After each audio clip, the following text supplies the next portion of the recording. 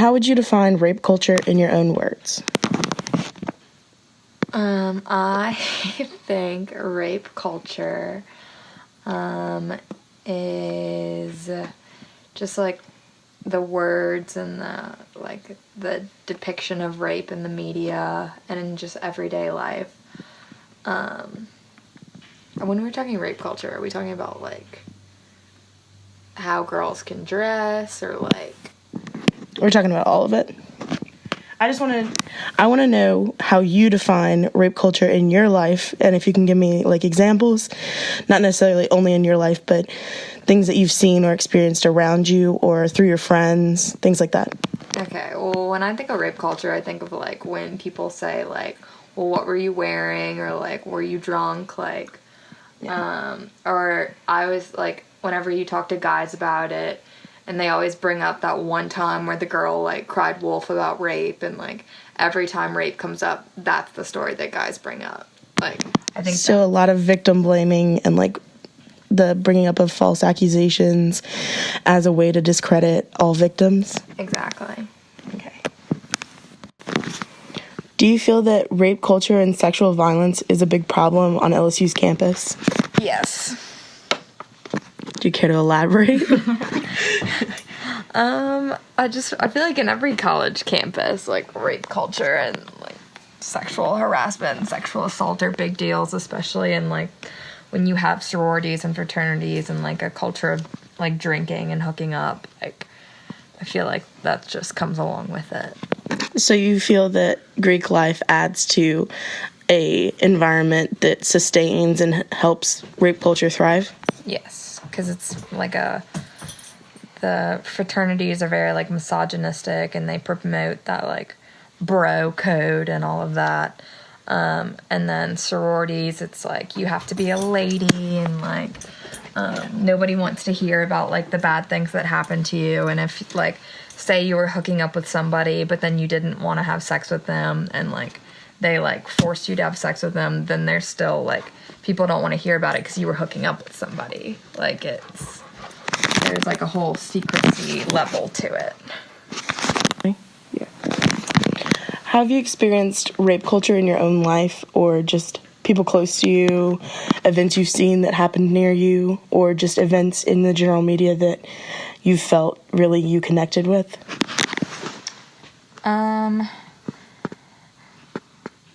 I wouldn't say that. I mean, of course I've experienced, like... It doesn't have to be, like, rape, just, like, where a guy has shamed you or something. Oh, yeah, absolutely. Or, you know, sexual harassment, not necessarily true rape or sexual violence, but just the ways in which you've experienced those types of things. Yeah, obviously, let me think of one, though. Every time you go out to a bar, somebody grabs your ass, and if, like, you tell other people about it, it's like, well, you are wearing tight jeans, like, what did you expect? Or I worked in a science lab, and I couldn't go in by myself with some of the certain guys that were working there, because I was scared that they were going to, like, come on to me. Just because, like, we were alone in a room together. And that never happened, but it was, like, just comments were made, and, like, so that was definitely something.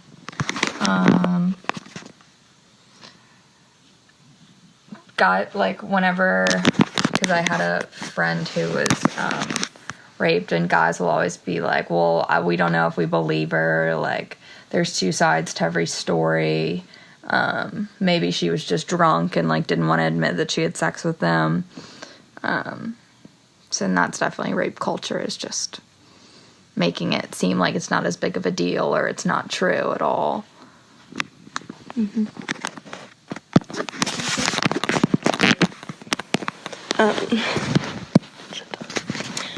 Since we've had a lot of stuff in the media lately about the Me Too movement and the trial of Larry Nassar and the trial of Bill Cosby, can you just comment a little bit on how that's made you feel as a woman and the way you either connect or disconnect with those movements, and the way that you've seen the portrayal of the victims of those 2 other trials? I think it's about time. I think it's finally like showing males that they can't just use their power and their masculinity to do whatever they want with women. I mean, we still have a far way to go. But I think it's interesting that this movement comes out after the whole Donald Trump and, like, grab her by the pussy ordeal and all of that. Like, I would have, liked to have seen this movement when that was happening, because I think more of an uproar would have been made about it. During the political campaign for his presidency? Because this happened about, a year after. Yeah. And I think that would have been really good, because we have opened up, the floodgates for these conversations, and, nobody's safe. Like, Bill Cosby, America's father, it's people that you would least expect to be doing these things, that's doing these things, and, nobody's safe, and everybody needs to be prosecuted for their actions, and I think it's going to change the way that, men in power are treating women, and I think that's awesome. And it is annoying. I watched on the news that people were like, how could Bill Cosby do this? He's America's father, and that was just a role he played. That wasn't who he was. The actor and his pieces of work have nothing to do with his private life and who he was behind closed doors. And I know a lot of people just said that women were jumping on the bandwagon and, lying because they wanted the publicity. And it's that, I feel like that happens with every publicized trial like that. And you have to have, so many people have to come forward, and there has to be so much proof. And it's I know you're supposed to be proven innocent until you're proven guilty. But I feel like it's taken too far in these cases. I feel like the victims, You feel like the victims sometimes are the ones on trial rather than the perpetrator? Yeah, exactly. And it's just, after having to go through an experience like that, and it has to be so hard to come forward with that kind of thing. Because it's embarrassing, it's private, it's personal. I can't imagine having to sit up in a victim stand talking about how someone had, sexually violated me. I can't imagine having to tell my parents that. I can't imagine sitting in front of a room of people. I lost my train of thought. Where was I going? Larry Nassar. Oh, and then with that is just insane, especially just the vast, was it 100 people? Yeah, it's a crazy number. But I think it shows, it's like Bill Cosby, it's the people you trust. You don't expect your doctor to be, abusing you. The parents were in the rooms, And a lot of the girls, and even now there's some male plaintiff, there was a male plaintiff in it, I know at least one, but said that they were, questioning themselves, that this couldn't have happened. My doctor wouldn't do this to me. Yeah. My parents were there. My parents wouldn't let this happen to me. Yeah. Do you think any of that ties into, as our society, we victim blame?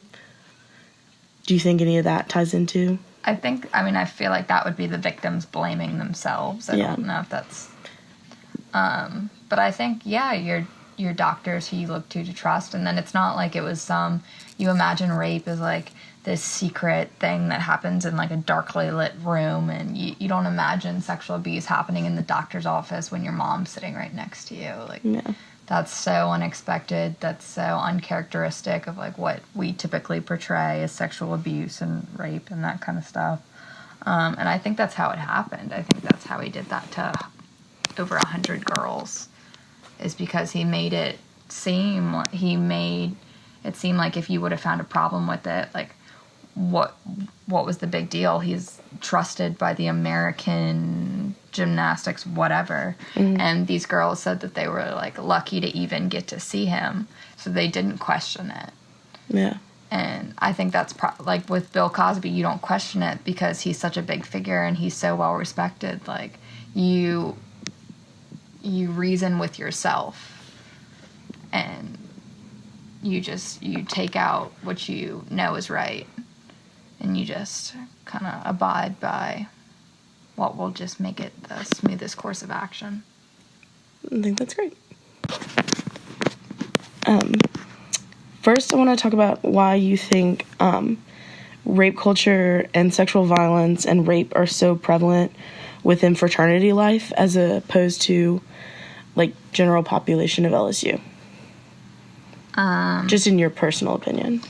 Well, it's a bunch of boys surrounded by other boys, so you get, like, that... What's the word? Horde mentality? Yeah, but it's of like, the... I don't want to say, like, the bro mentality, but, like... Definitely can call it the bro mentality. It's like they, like, hype each other up and they lose touch with reality, and, like... I know Bradley says shit all the time that I'm like, why would you say that? And he's like, oh, it's just me with my boys. Like, it's like they just feed off of each other and say this, like, ridiculous ass shit that just is stupid. And obviously, in a darker sense, I think reality gets distorted. And then when you throw heavy drinking into it, which when you're in a fraternity is pretty much always...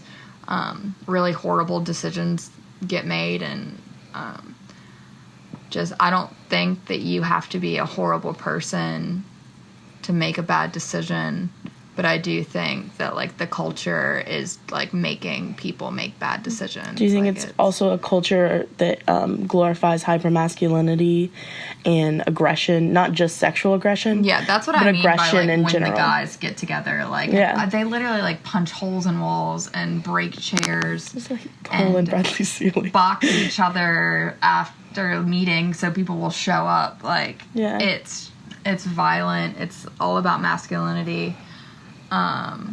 And I think it just gets turned into, you go down the rabbit hole. Like, do you think, to take it in a slightly different direction, do you think that women within Greek life get turned into prizes and get turned into prey rather than people? So do you think that feeds into women being seen as prey within fraternity life and as objects rather than people?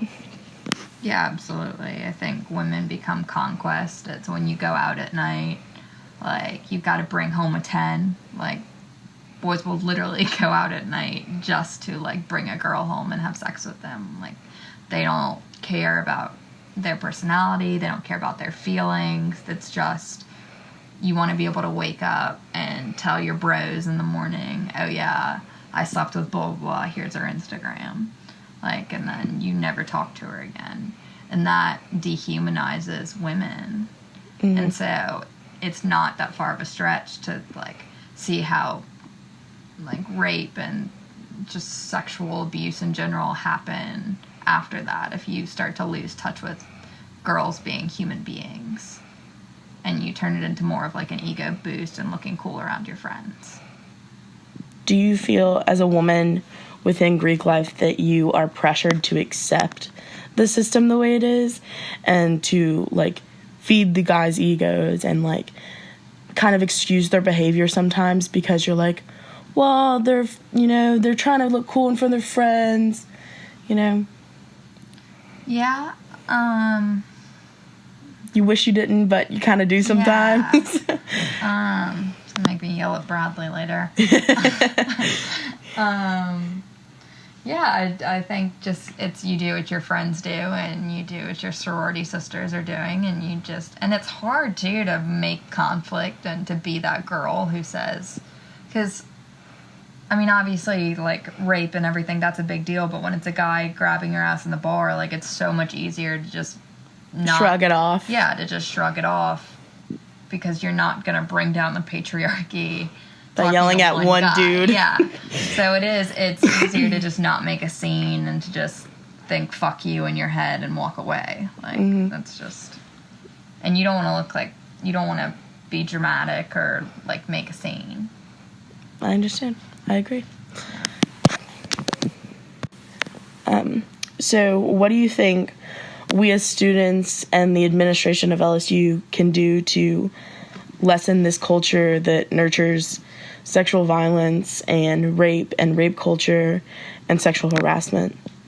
I think you need, honestly, I don't know about what the penalties are right now, but I think if you had really strong penalties and you made boys afraid of what would happen, and you, like, I know with athletes a lot, there's like just like this protection, and they'll protect you to the nth degree. They'll settle out of court, like they'll try to keep everything hush and like handle it within LSU and not take it to the police. And I think that just shows people that it does matter who you are, like what you can get away with. And that's going to lead to more and more of these incidents happening is, oh, well, I'm a football player, like, I'll be fine. Or, oh, my dad donates $1,000 to LSU a month. They won't do anything to me. I'll be fine. Mm-hmm. And LSU complies with it. Yeah. Like, they don't want to lose that $1,000 a month. And if the girl's not making a big enough scene and she can just be quieted or pushed away, then it's easier to just go with what's benefiting you. Yeah. We talked about a group of students, a group of girls that started a campaign to help victims of rape on campus that didn't get justice from their universities. It's really a lot of those same ideas. And would you like to see something like that at LSU? A group of girls that started... that fight from within the university to get justice for victims that, you know, maybe were raped by a football player, or, you know, someone that was important enough to the school that they just said, oh, you know, I think some of the penalties that we read about in class were like, they're expelled at the date of their graduation. Yeah. So they're expelled after they graduate. Yeah. Or they are suspended for one day. Yeah. Or, you know, 30 hours of community service. So well, I feel like schools don't really do anything until you go to the media, and like I know with the Brock Turner thing, like, yeah, like I know his name. Yeah. Like I know what he did, and there's so many Brock Turners out there.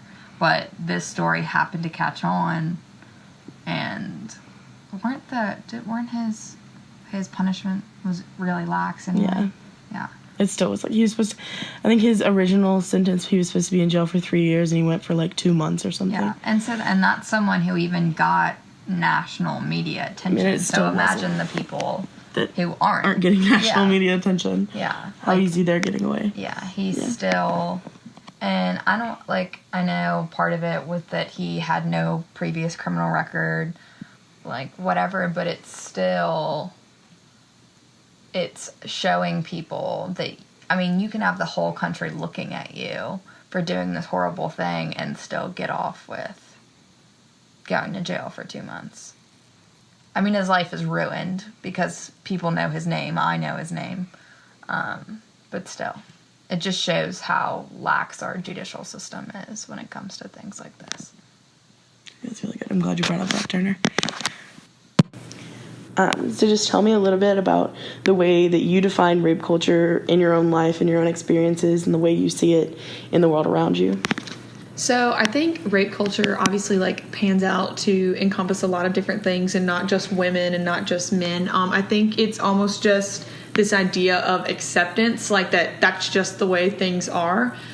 So if you're uncomfortable, like men make you uncomfortable, or guys, you know, grab girls' butts or whatever, that's just like, oh, that's just a guy being a guy. Like, I think that's the biggest thing is boys will be boys, or whoever will be whoever. Just excusing. Yeah, like saying that that's okay in any way. And also, I think this kind of stems out of this idea that people can be less than. So, like, I think specifically, you know, we think about women, like women are less than, and women are in a way like consumable.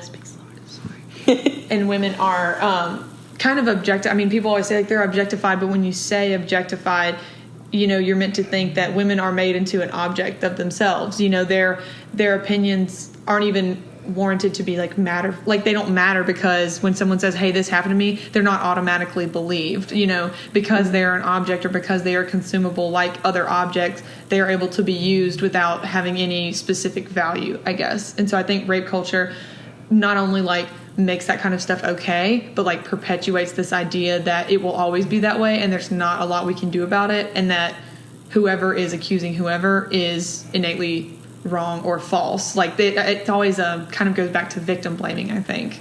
So would you say, like, in our court system, somebody's accused of a crime and they're innocent until proven guilty, would you say that victims are seen as lying until proven truthful? Absolutely. I mean, for sure. I mean, you can see that in most recently, like in a lot of court cases, especially like Kesha, for instance. I think that was a really big pop culture, I won't say like phenomenon, but a thing that was going on where people were saying, like, oh, she made that up. And, you know, as we had talked before, like the Bill Cosby instances where, you know, all the victims, like, they don't want to believe that that's true just because it's someone that they like. And I think that rings true even for, like, college campuses or just, like, in your social circles. It doesn't have to be, like, celebrity status that, well, you know, or this court case that's far away. It can be some of your friends. I think, you know, imagine if it's one of your closest guy friends and one of your other close girlfriends says, hey, this guy just did this to me. You know, you're going to say, well, maybe you just misread something. Like, I think he didn't mean it. Like, we know he's a good guy. You know, there's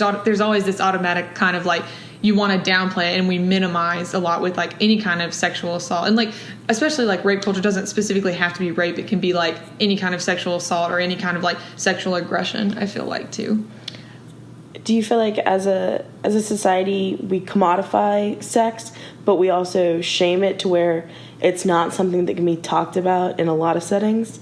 Yeah, for sure. I mean, it's commodified? Absolutely. Yeah, I mean, think about... I'm actually just thinking of how there's been this whole movement of women not being allowed to breastfeed in public. Mm-hmm. You know, they see that and people be like, that's literally disgusting. Like, put that up. But if you see a hot girl or a model with her boobs out, which is totally fine if she wants them to be out. But if you see that, they're like, oh, yeah, like, she's looking good. But if a woman is literally trying to feed their child, they're like, that's disgusting, like, that's shameful. And I think it almost links back to, if you kind of think of like early America and like kind of Scarlet Letter type stuff, like any kind of like women's sexuality is just really punished, while a man's sexuality is almost enhanced or like enforced, that is what it takes to be a man, is to be sexual, and to be a woman is to be subservient.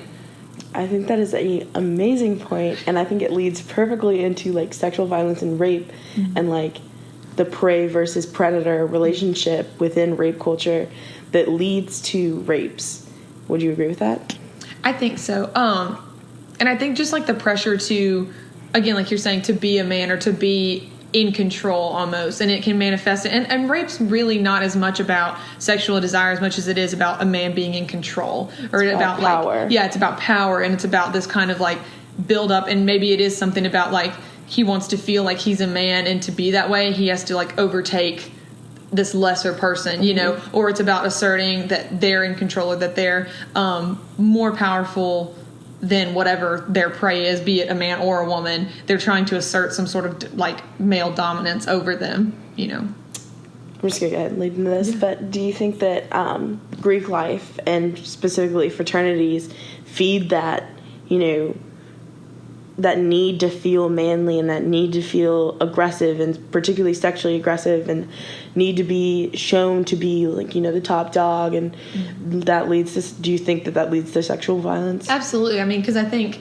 already from the moment guys start rushing, you know, in the spring even, they're trying to be the top dog, to be in the top fraternity, because they see that there's some sort of like clique that they need to be in. And why guys want to say like, oh yeah, like it's not, you know, that's like a girl thing to like want to be in a clique. But guys want to always be the alpha male, and they will work as hard as they can to be the alpha male. And so they're going to try that gratification. Right, exactly. And I think, you know, if you say a man wasn't in Greek life, I think they're going to be able to see a lot more like facets of life. They're going to be able to understand women a little better, or maybe just like have more interaction with like others, you know. And then in Greek life, say they get in this fraternity, it's going to be about being the top dog in the fraternity, being the manliest man, being bros. I think, you know, we always joke when you think of a fragger, you're like, oh yeah, like he's just like a bro, you know. And that's just like stuff we dudes do. And I think they I'm trying to say like degrade them, especially during like the whole pledge thing. They try to make them feel like less of a man, less of a person. So that they feel the need to prove themselves. Exactly, to continue. And they think that once they've made it past that pledge point, they're like, well, I am the alpha male. I deserve this because I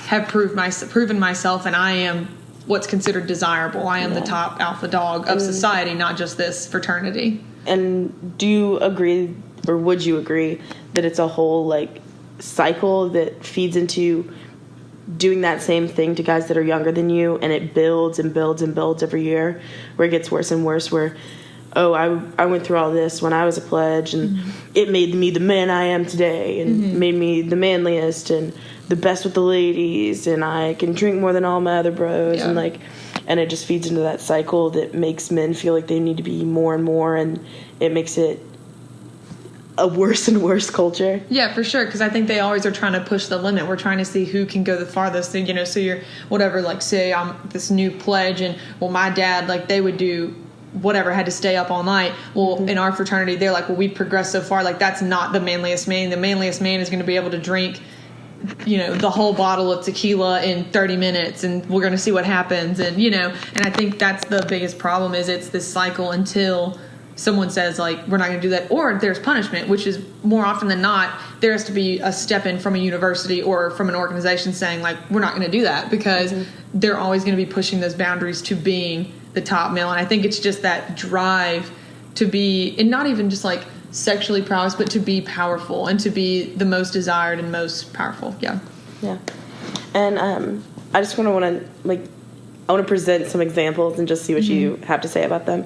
But like, door girls during rush parties, getting girls to stand outside of the houses before rush parties, and the fact that girls get in free to fraternity events, free drinking at tailgates, stuff like that. How do you think that plays into all those ideas, or do you think that plays into those ideas? Yeah, I think for sure. I think it almost, again, with the door girls, it commodifies women, and even having, girls like to party too. They like to have fun. So if they're going to see free drinks or whatever, they're going to migrate that direction, and they're going to say, well, I want to be out there. I mean, then the guys are going to say, look how many girls we have. We're obviously a super cool fraternity if we have this many girls. But then it does this almost in like a duality, because then the girls have allowed themselves to kind of become prey in that situation.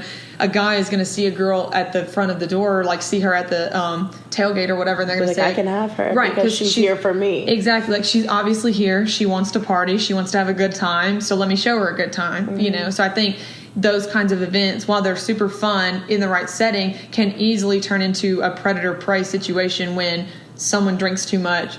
Either way, guys or girls, guy drinks too much and gets too aggressive, girl drinks too much and passes out, whatever, it can easily turn rough or just ugly, I think that's great. Okay, we're going to stop there. So what do you feel could be done, particularly within LSU's campus and within Greek life, to, better this system and make it not so that, there's this prey-predator mentality that leads to this sexual violence and just the entire scope of what is rape culture within LSU's campus? So I think the more I, start to think about it is, if you really are, you go to LSU, there's definitely a divide between Greek life and everyone else. And I think that it almost makes the Greek life kind of in a bubble. And like, I hate to say this, but I think if Greek life was like a little more like, quote unquote, like woke to stuff like the Me Too movement, and just being more, I think a lot of times open to talk about the issues within, and to like other people, because I think fraternities, they'll be like, well, that's just like, that's a girl problem. That's a girl problem. Yeah, I'm not going to worry about that. They should handle that themselves. And so I think just being more, like I was saying, like woke, and having other girls, and just being like proud of that, and saying, like, being, impactful with the Me Too movement. I think we just, if you're kind of out of Greek life, you're worrying about your other friends, and you are like paying attention to that kind of stuff. But I feel like in Greek life, we live in this little perfect bubble of like stuff like that doesn't happen to us, and that just doesn't happen to us, when in actuality it happens to us much more frequently, but we're just never talking about it. We're not having those strong, I don't want to say feminist, but like strong women role models who are being like, yeah, like that kind of stuff happens to me, and like it sucks, and like we should really do something about it, and like not let guys talk to us like that. In addition to that, I think, just going on with that, I think it just, if there was a bit more tolerance from boys all around, I think, fraternities feel maybe like they're attacked a lot, because they're like, well, they're just hyper masculine, they want to hurt, like, they don't understand that we're this great and cool, and right, and it's so not our fault that we're this good with the ladies, right, and so I think it pushes them to almost solidify more in those beliefs, and in those, using words, I don't know, when if you're getting attacked, yeah, like you feel the need to defend yourself, right, and so they're gonna almost like hyper masculinity, like hyper masculinity by being like, well, we're just dudes, like we're just guys, and like that's just how it is in Greek life, and like that's just, you know, it makes them solidify more into this little group. And then I think if we just almost not like attack them more, but if they just were kind of realize that like obviously this is a problem and like we need to address it, like maybe not in our fraternity, but we need to be that fraternity that steps up first, you know. And then for the girls, I mean, I would say just maybe again talking about it a little more and offering maybe like self-defense classes and teaching more. And I've noticed that since we've been at LSU that there's been more about like it's not so much about like drinking, but about like how to be there for a friend if they do experience something like that, like speaking up, and like I think it's called like the bystander movement or something, you know, if you see something, say something, and like try to help out people when you can, and letting people know that step in, don't let something happen to someone else. Exactly. Yeah. And so I think if we maybe focused a little more on that, you know, and no one wants to get raped, so make sure you step in. But I mean, that's almost the kind of thing we need to push it with a little more sensitivity and be like, this stuff is real. And I think for us, you know, especially in the past couple of years, there's been a lot of incidences like that. So for us, it's really driven home. But for other campuses where maybe this doesn't happen as much, they're not thinking about that. They're not thinking about their Greek lot being like a scary place. And I mean, honestly, we weren't either, because the freshness of that idea that it's a scary, like everywhere's a scary place, has worn off.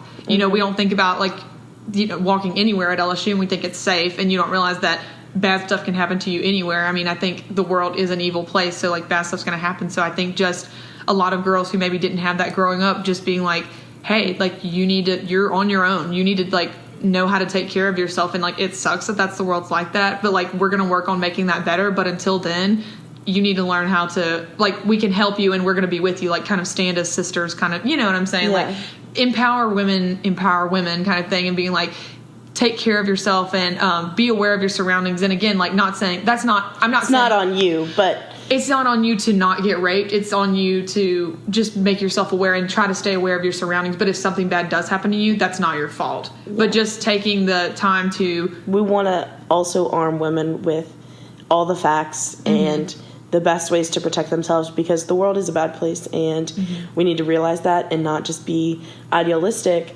of, yeah, we wish the world wasn't a bad place, but here it is, and this is what it is. And so, like you said, empower women, and be an empowered woman. Yeah. And be a woman that empowers other women. Yeah. Like and that's the thing. Thank you. But just definitely, I don't want anyone to feel like that's victim blaming at all. I mean, do I wish I didn't have to walk with my keys in my knuckles every time I like walk out in the dark? Yeah, like that'd be great, but I'm gonna do that because I want to protect myself. I have my taser because I want to be able to protect myself, you know. And so I think making that okay and making women know, like, hey, you want to protect yourself, that's awesome, like right on. And like dealing with your reality is not necessarily acceptance of your reality. That's good. Yes, for sure. I totally agree with that. Absolutely. So now I just want to talk a little bit about, you know, we've had a lot of court cases, and just not even ones that have been tried sometimes, but things that have been brought up about people's pasts, about sexual assaults and rapes and things in the media. And I just want to talk a little bit about those and how you feel about them, how they've affected you, how they've affected people around you, the way that they've made you feel, and in particular, how victim blaming has played into those cases, and how sentencing has played out in those cases. So I think what I want to kind of start with is almost like a to say, don't be a sheep. Don't believe everything you read in the media, because I think we want to say like the media as this not... This like dark cloud in the corner and it spits out stories. Right, but like the media is written by people who want you to view a certain story a certain way, you know. And so with Brock Turner, the media really kind of took over that and made people start to think how to view him. They'll say like, well, he was a young, like a young swimmer with a bright future, and beloved by his friends and family. And that's where it started to take a turn for the worse, because then it's like, well, then this girl took it from him, you know, and so she took his future from him. Exactly. And I think it's, when in reality he made his own decisions. Right. And Bill Cosby, like going back to this whole thing that's been going on with him, like was a beloved 80s, 90s, character on television. Everyone loved him. So naturally the media, and lately they've gotten a lot better and for the sole reason, because the Me Too movement has been so popularized. I think if it wasn't for the Me Too movement, we would still be exactly where we are. The only reason that they're even awake to these kinds of things is because of the Me Too movement. So they're like, this is what's popular. This is what our readers are going to think. Hey, E! News, BuzzFeed, whatever is in tune with, they're gonna be like, oh, BuzzFeed is so woke. They just get they get the Me Too movement, and they're gonna report it where they're not victim blaming. But that's only because that's what's popular right now. So if you wait, I hate to say, but if you wait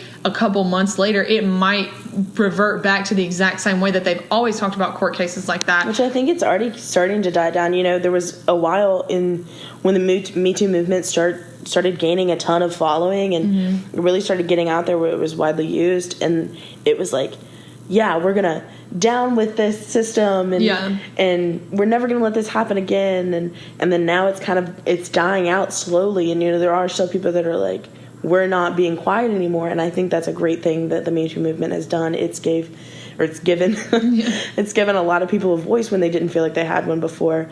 But I agree with you very much so when I think what you're saying about the media is covering it because it's popular at the moment, and that could change in the drop of a hat. Exactly. And the reason the media is smart, and we talk about it like it's not an intelligent entity. Yes, and it's just this block, or it's just this computer that puts out information, that it puts out the facts, and you have to realize that is a human behind that computer writing those facts who understands how to sell. Their top goal is to sell page views, is to sell magazines, is to sell pages, newspapers. So they're going to say whatever is popularized, and you could argue that all day. That's a whole nother argument about how the media wants to be truthful or whatever. But even news articles, it's in the adjectives they use, it's in everything. And not to take this kind of off the whole rape culture idea, but if you want to go back to the whole Black Lives Matter movement and how people are this, when a white man shoots up a store or something, they'll say they won't lone wolf, with mental issues. Yes, with mental issues. But if it's a black man, they'll be criminal of 5 years, or they won't even say. They'll be well, he was once in third grade he stole a stick of gum. Yeah, and it's just that altering of how they can make you view a person, which is really scary, and it makes you kind of think well, who can I trust, especially with rape culture and stuff. But I think the biggest advice I can have is just don't be a sheep. Don't read something and take it at face value. Do the research. And I want to say try to be your own judge and jury as best you can. Try to find people innocent until proven guilty, or innocent until proven true, or with victims and stuff, believe them until there's evidence that they were wrong, and believe and sorry, I'm losing my train of thought. Okay. Don't believe, just have doubts on everyone, but believe that this is not. Have a certain amount of doubt on every side of the argument, and don't say, oh, well, he had these positive things, and so he could never do that. And, always get all the facts and be informed. Yeah. Don't just take what's fed to you by the media. Exactly. Don't be spoon-fed, for sure. And I think just realize, the media is definitely, the media controls. Facebook controls your lives, people. It listens to you. But, really, it really shapes the way you're going to view court cases in your future. The way you're going to remember stuff that's in history books is written by this media and social media right now. So just be mindful that that's what you're getting, and that's what you're putting into your brain. So just remember to not just take things at face value, like we were talking about. Sorry, I kind of went back to what we were saying, but and I think with sentencing, it has everything to do. It has everything to do with gender bias, racial bias, whatever, social biases that we have. The younger someone is, if this is a raper. You can say perpetrator. A perpetrator? If this is a perpetrator, I was like, if this is the perpetrator, we're talking about Brock Turner. Young, was a great athlete, is appealing, comes from a good family, all that kind of stuff. Is white. People are going to say, well, let's not sentence him as much. We have a detailed account of his victim.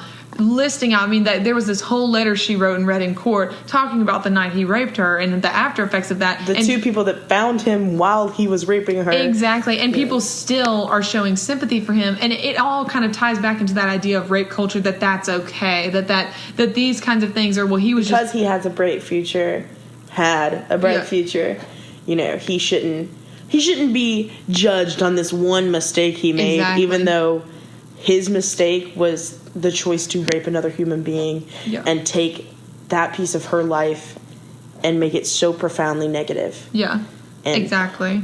Yeah. I think it's just the going back to how we say, like, we'll make excuses for people. We'll be like, well, that was we'll go back to saying, like, that was his primal instincts. He didn't know what he was doing. Boys will be boys. Like, it doesn't have to be rape, but any kind of aggression, we're just like, well, that, you know, he's young. He just doesn't get it. So I think even starting from the ground up with parents and just teaching children, like, if you don't want to hug, you don't have to hug somebody. If you don't want to kiss from this creepy uncle, don't have to kiss that uncle. You know, a lot of parents, and I guess just, I'm a Southern woman, but there's always these people. We all had that childhood experience of you have to hug and kiss all of your family members. And so, like, there's always these kids, like, there are these new age parents, and you want to be like, hippy dippy, you know, new age parents. But it makes so much sense to, like, if there's a adult that a child finds unpleasant. Children like to be held and like to be touched and like to be around people, but you should never force them and make them feel as though they are not in control of their own body and their own experiences within that body, so that they don't,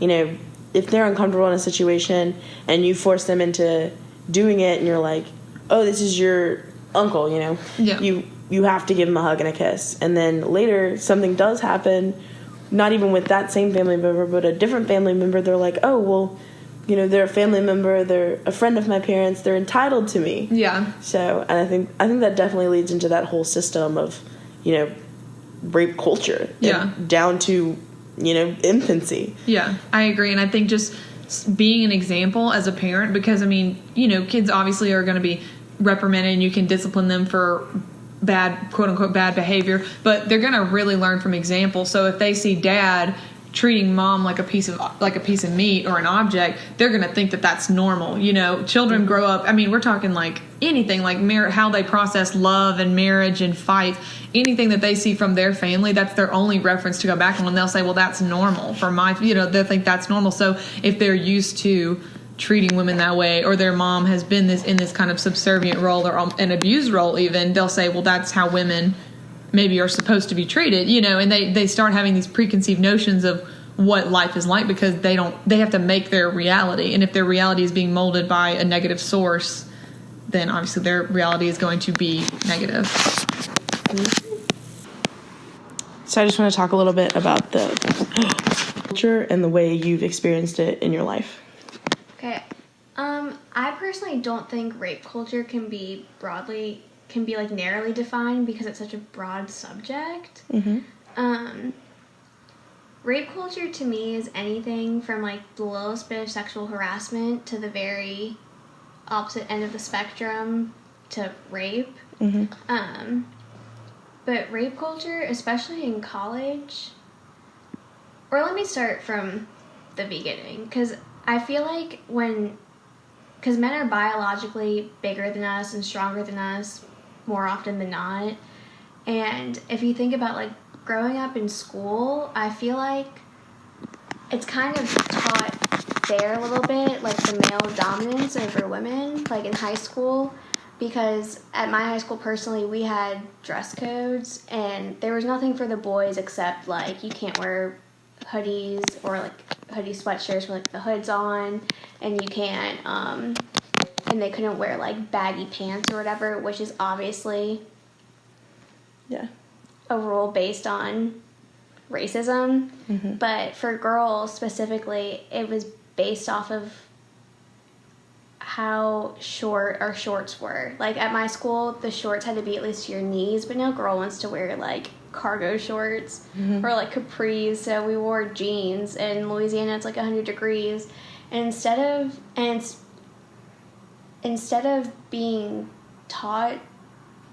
teaching boys that we're not sexualized objects, because that's what they're teaching when they make girls dress like that. We can't show our shoulders because boys can't contain their own thoughts, instead of teaching boys how to not sexualize us. Don't be sexual rather than view everyone as a human and not sexualize them. Exactly. And then also in, like, the media, like, women are sexualized. And I think there's a fine line between empowerment when women are, like, sexualized in videos if they feel empowered by doing that, or, like, being sexualized in videos for the male gaze.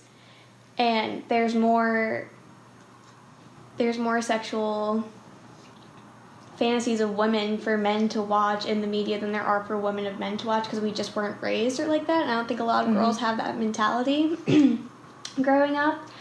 And boys take that on to college, like they view girls as sexualized Commodification objects. of women. Yeah, and things that they can have because they've had the power over us since a young age, like during our developmental stages.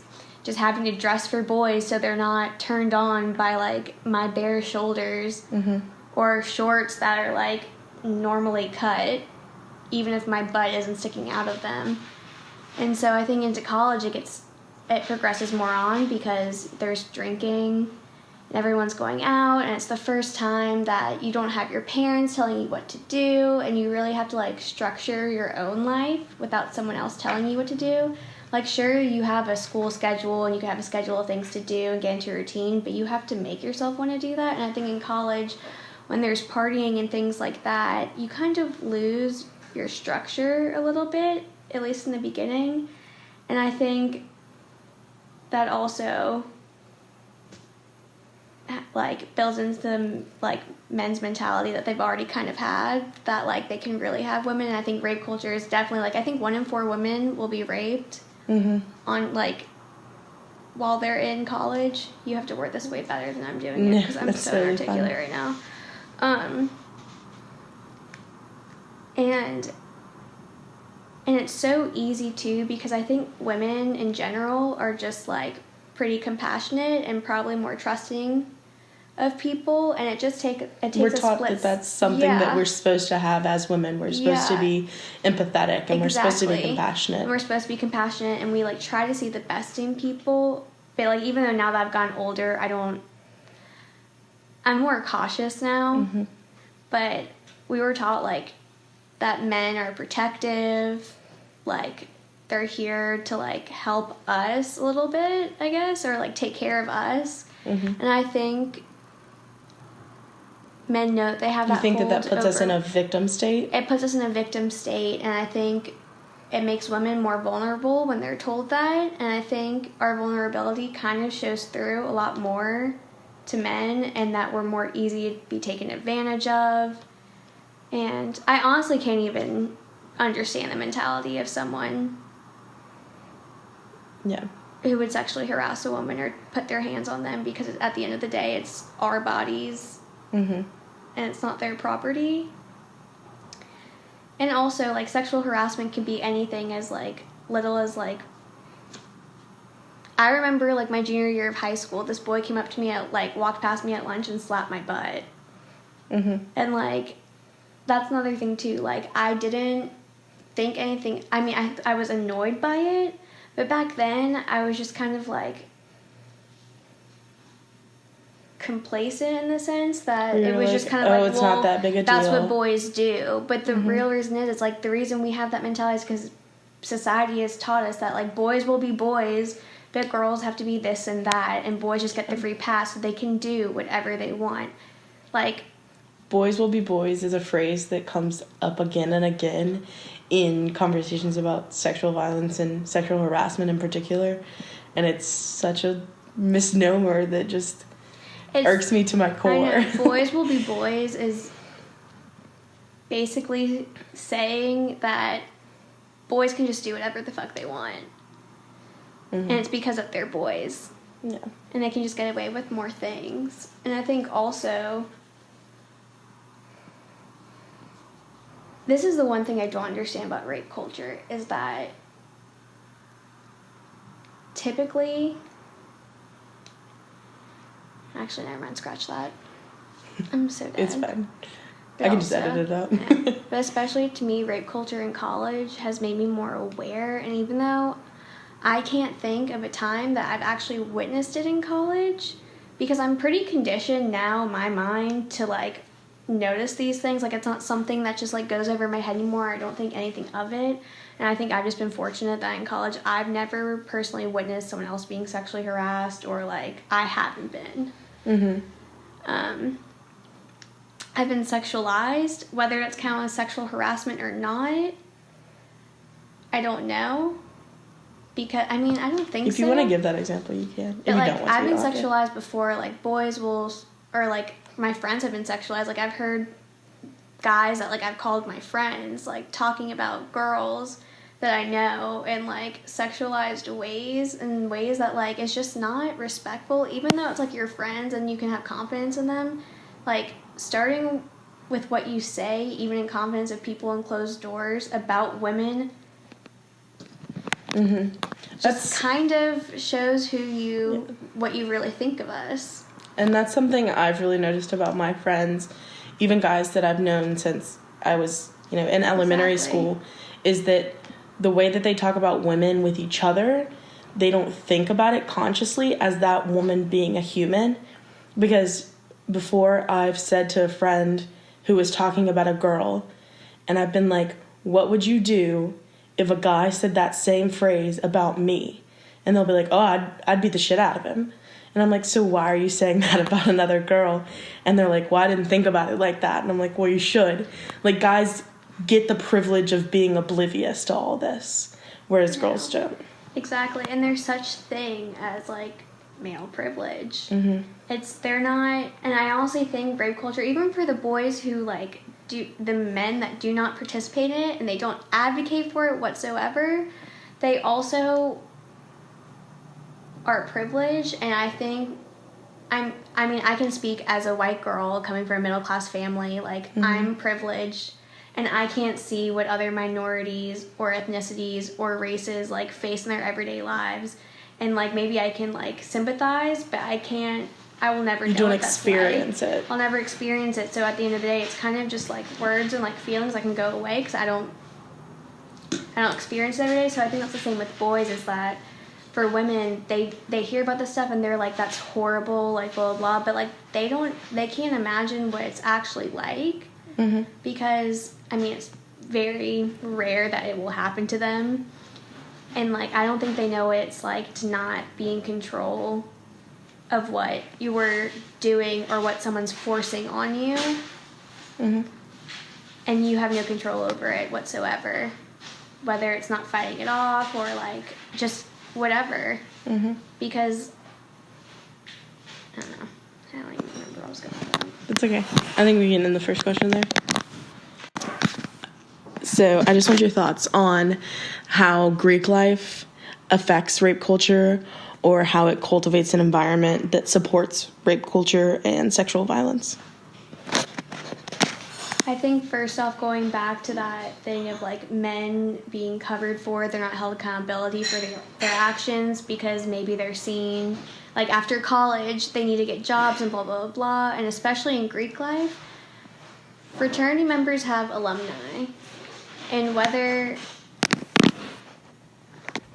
I think that's one of the things that a lot of people don't realize, is that fraternity alumni cover up a lot of shit. And they have a lot of money to do so.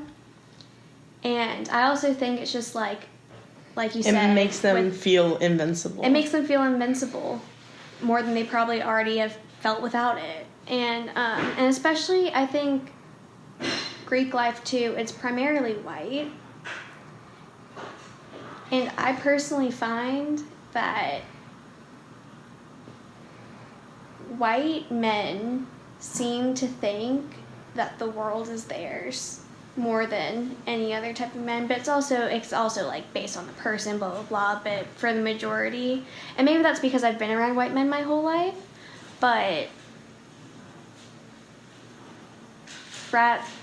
Greek life is basically white. It's basically populated white. I think they just also, I don't know what I'm saying. No. Okay, that's just where I'm going with that. That's okay. But, and also just, we have, every Greek fraternity, sorority has functions, social functions. And we have them where we like either bring a date or we get asked to be their date, or we have the functions every week where we meet up at a bar and it's at one fraternity and one sorority and you just mingle. But everything is based around alcohol too. And I feel like especially for fraternity parties that aren't exactly like social functions or formals or anything like that, they only invite girls, which I understand that they pay for all that alcohol or whatever they're paying for, and they don't want people of other fraternities using their things. I feel like every sorority would feel the same way. It's like they're only doing it to get something out of it, and it's strange. Yeah, and it's strange to have boys. Predator-prey relationship. Yeah, and I feel like, I mean, if it was my sorority's function and like we rented out, like, or like we were like supplying alcohol, even though we're not allowed to do that, we wouldn't want like a whole group of other sorority girls using alcohol that we paid for because we wanted the boys to come. But the same way, why is that even our mentality? And then for boys especially, like, they actually pay for all of that. They don't want boys to come, so I understand that factor. But at the same time, it's like you're inviting more girls than boys, and there's more of us, not only to target but to blend into the crowd. And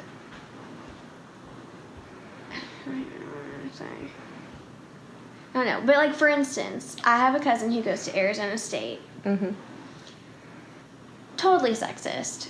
It's my biggest embarrassment to be like related to him. And his Instagram is just pictures of girls at his fraternity's parties, like basically like naked or their butt cheeks hanging out with like him in between them, and like they're doing it for the pictures, and he's posting them to Instagram.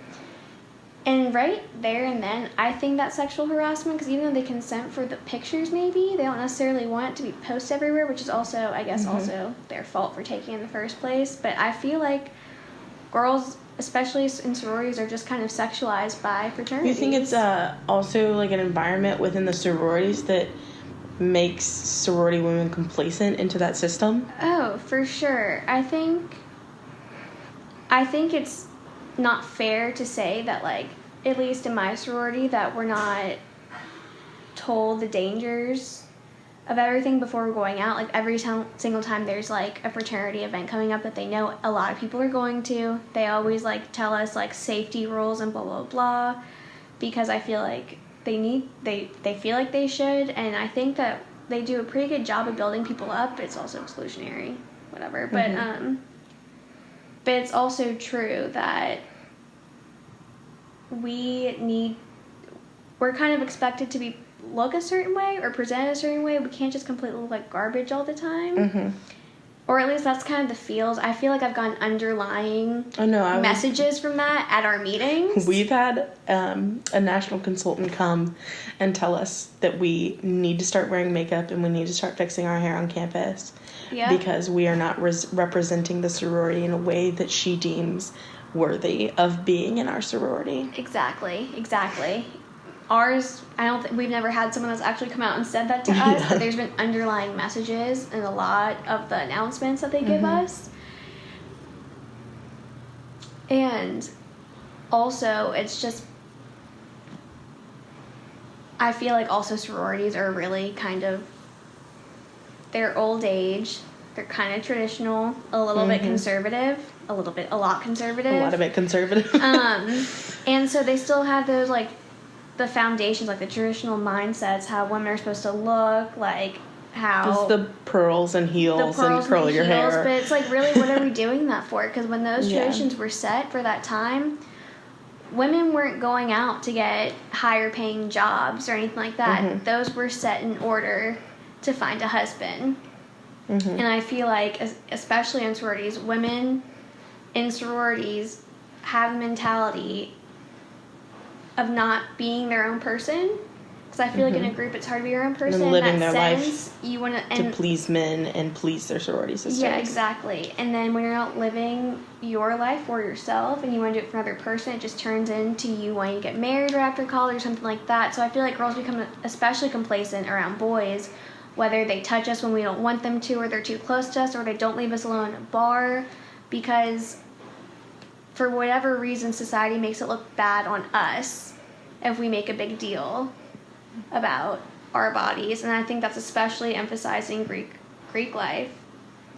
I mean, the only times I've ever actually been, like, I guess this is sexual assault, actually, like, I've ever been, like, touched or, like, felt on by a boy has been at sorority functions. Like, my friend's date was just beyond hammered, and he just thought that he could do whatever he wanted, and he came up to me and, like, gave me a hug, and then he, like, was sliding his hands, like, down my body, and I was, like, literally stop. Yeah. Like, that's gross. Like, and I was really belligerent too, but that literally sobered me up real quick. I was like, don't touch me. Yeah, I think it's a larger system of men within Greek life and settings that are constituted by Greek life, like events and, exchanges and things like that, feel I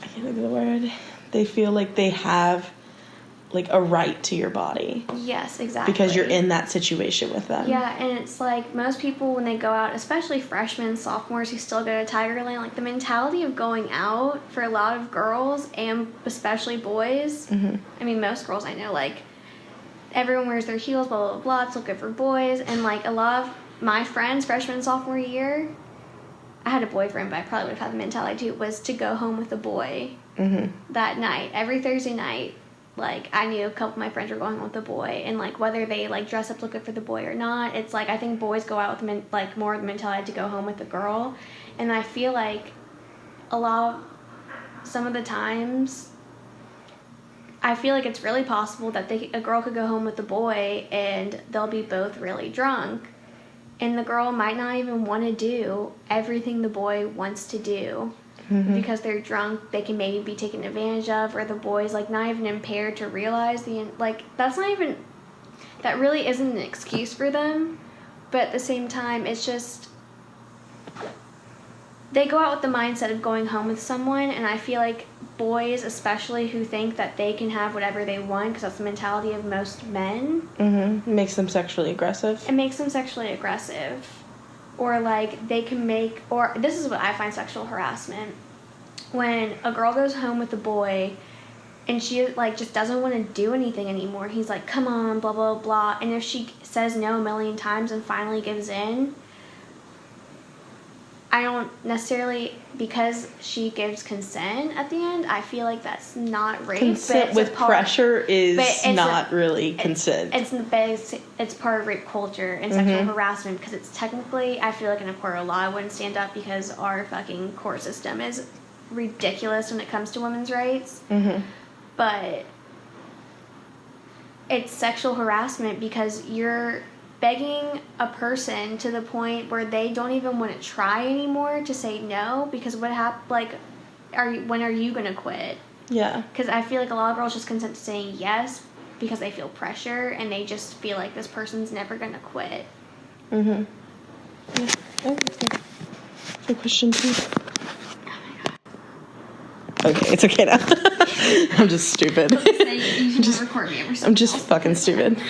No, it was recording you over yourself. But I just want to talk a little bit about the court cases that have been, the sexual assault cases that have been highly publicized in the media lately, because we've had so many, and then also your thoughts on the Me Too movement.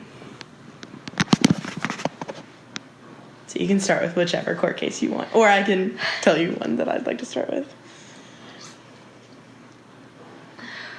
I don't even know where to begin. Okay. Do you want to start with Weinstein? Yeah. Okay, we'll talk about Harvey Weinstein first. Actually, let me start with Donald Trump. Okay, feel free. First of all, I like to start off by saying, and whether you put this on the record or not, Donald Trump is a fucking idiot. Second of all, I think in the media, highly publicized, even though Donald Trump's rape allegations and sexual harassment allegations brought forth by women specifically he was never charged. It's just allegations, and I'm putting air quotes around that, just so you know that for the recording. But this is a perfect example of men in position of power getting away with things that they've done. There's been allegations of him sexually assaulting women,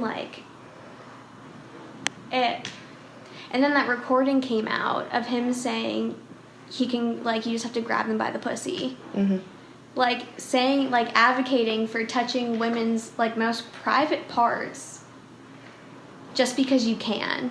Mm-hmm. Because he's in a position of power, and he has been his whole life. He's very wealthy, obviously. And he could have the best lawyers in the world. He could settle any settlement with any woman ever. Who knows if he has or not, because we wouldn't know, because with the settlement comes with silence. Mm-hmm. With a gag contract. Exactly.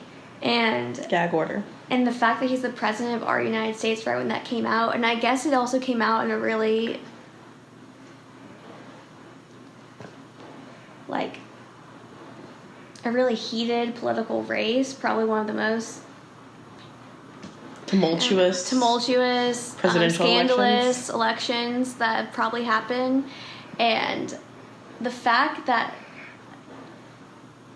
a man who advocates for sexual assault, even though he claims that he doesn't, but clearly does behind closed doors, and even in the media, is the president of the United States over a woman whose emails and her, like, in her private mailbox weren't even proven to have anything substantial in them by the FBI. Yeah. To indict her.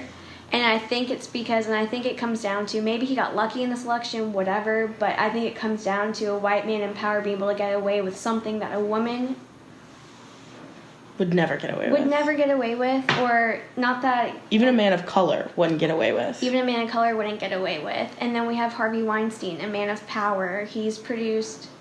His production company has won the most Oscars on a movie that they've produced.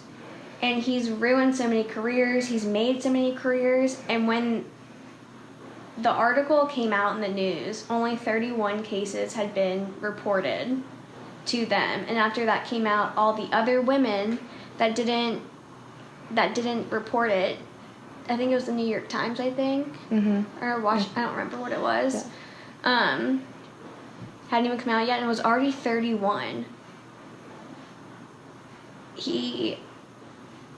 That's the perfect example. And was able to continue a career. And he was able to continue a career and ruin so many careers, and it's just a perfect example of a white male in position of power to have. But I think Harvey Weinstein's a perfect example of a white man in position of power with, like, a hold over women who were scared over, like, their careers, because to them, he's the biggest, like, actresses at least, he's the biggest producer and blah blah blah, and he can make or break their careers, and women have to be complacent or silenced in order to get a step up in the world. And that's something I don't think men will ever have to do. And the fact that he's not even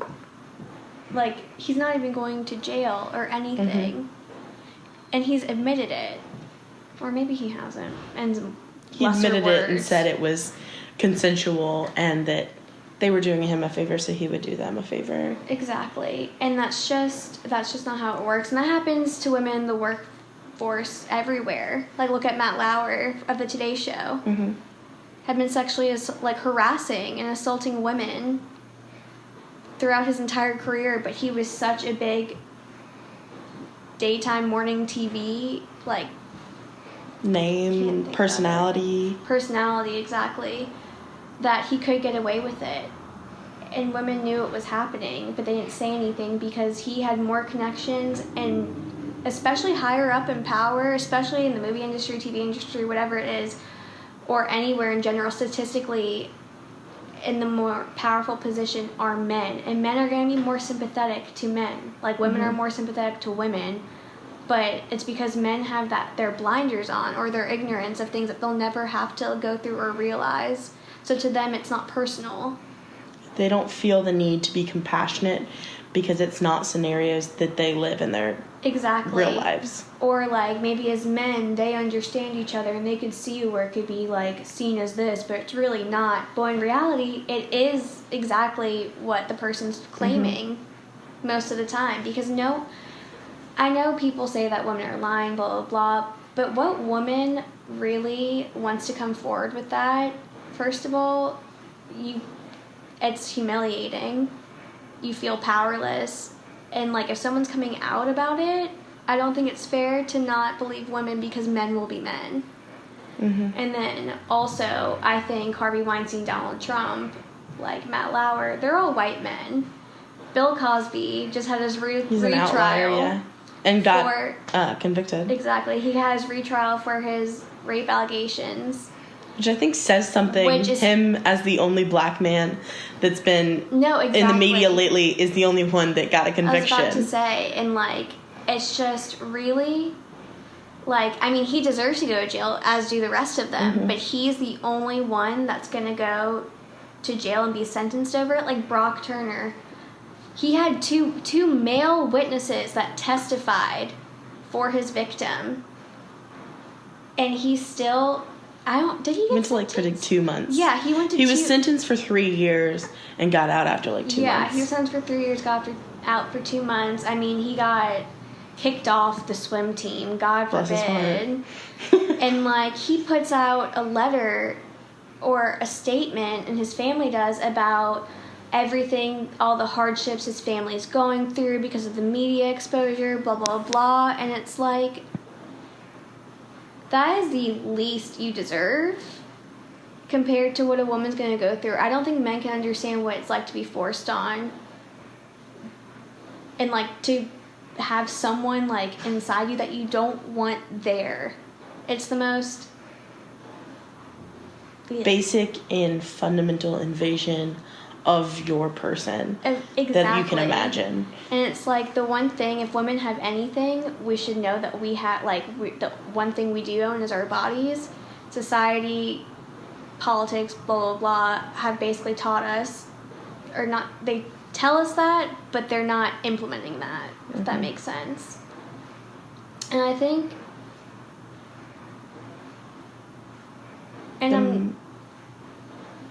I'm not saying that maybe white men, because I don't know this, I've never looked up statistics, like white men participate in rape culture more than like they black are men more or Hispanic often men. rapists than. But the funny thing is that black men, Hispanic men, like any other ethnicity than white, or Christian maybe, which is a religion, but are usually the ones that are portrayed as the rapists or the violent people or the bad guys or the criminals. But in reality, with all these allegations coming out of people in power, and maybe it's because white men are usually more empowered than black men are in a position of power like that, with like Bill Cosby or Matt Lauer, blah, blah, blah. But there's just some like, I don't know. I can't think of the word. I feel so dumb right now. It's okay.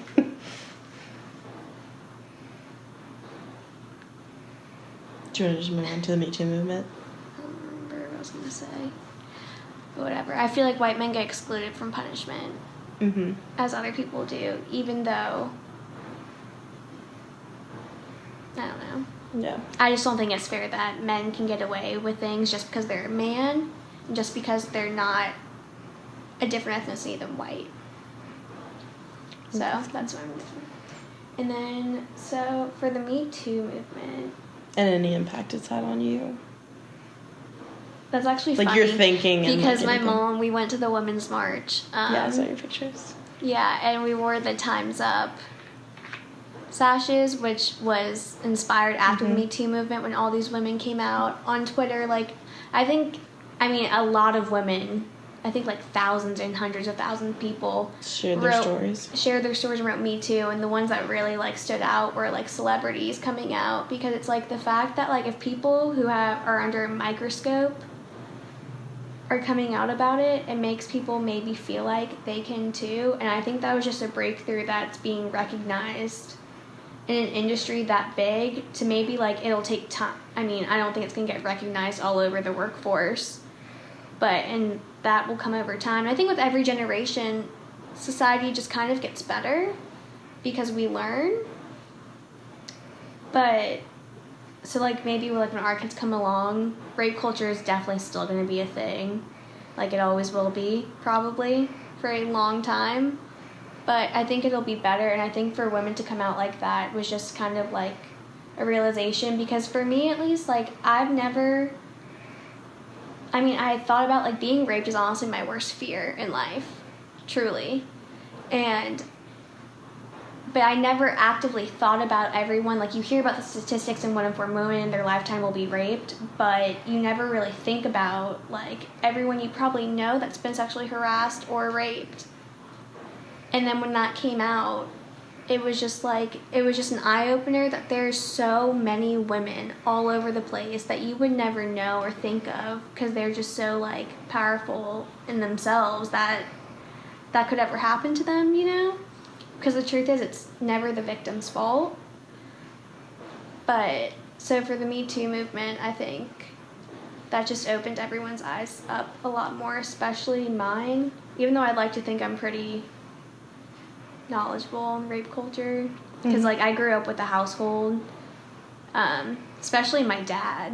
He's very feminist, if I must say. He's kind of what kind of instilled it in me, because he taught me what, and especially my mother, like, what it would be to be a girl growing up. And my parents always, like, kind of reinforced those values in me. Mm-hmm. Or not values, just, like, common decency of what I should see myself as a woman and what to, like, expect going forward. Mm-hmm. I don't even know what I'm saying anymore. It's okay. But, yeah, no. And then I think the Time's Up was also really powerful, too. And I know everyone talks about, how, like, award ceremonies shouldn't be political. But it's like, is rape culture really political? No. It's sexist. It doesn't mean that's political. Feminism doesn't have to be political. It goes into political branches and all of that, I guess. It can be. But, like, your values of what a person has the right to and doesn't have the right to shouldn't be a political statement. That should be human fucking decency. Mm-hmm. And the fact that it's just not common sense, or that boys, or I'm just going to call them boys because they're not men. Just the fact that boys don't have to learn that, or don't even have to acknowledge that. When I feel like you don't have to be raised to acknowledge those factors, you just have to have decency. Yeah, that's what I said.